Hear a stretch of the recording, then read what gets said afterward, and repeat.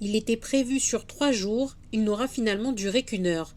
L'examen de la réforme constitutionnelle visant à traduire les accords de Bougival, Élysée, Oudinot a débuté par le vote d'une motion de rejet déposée par le député Emmanuel Tjibaou. Une motion votée à 190 voix pour et 107 contre.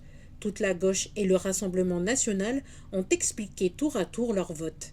Conformément à l'engagement historique des socialistes dans ce processus de décolonisation singulier, nous pouvons, Madame la Ministre, soutenir le texte qui nous est présenté, parce qu'il n'est pas consensuel, contrairement à ce que notre Assemblée avait exigé en novembre dernier. Donc oui, aujourd'hui, la seule chose qu'on a à faire, c'est quoi? C'est de laisser les Calédoniens trouver leur consensus ensemble et ensuite on valide.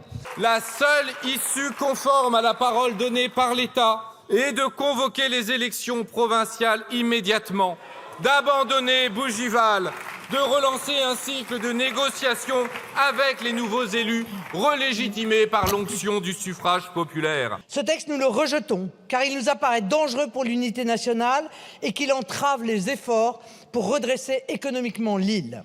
Sans surprise, grande satisfaction pour le député indépendantiste Emmanuel Tjibaou.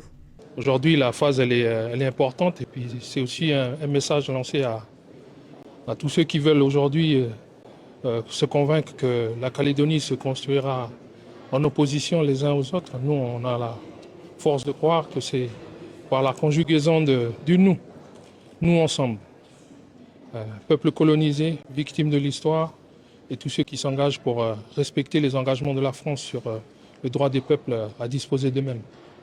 Du côté de Nicolas Metzdorf, le député a déploré le vote de ses collègues. Je voudrais dire que je regrette que l'Assemblée nationale prenne autant de place dans le débat calédonien, à la place des Calédoniens quelque part.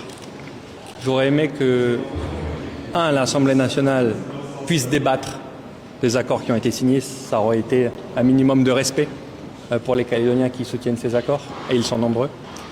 Et j'aurais aimé qu'ils votent à la fin la consultation des Calédoniens sur un accord qui les concerne. Dès la fin de la séance, le Premier ministre Sébastien Lecornu a annoncé vouloir réunir dès la semaine prochaine les signataires des accords de Bougival, Élysée, Oudinot.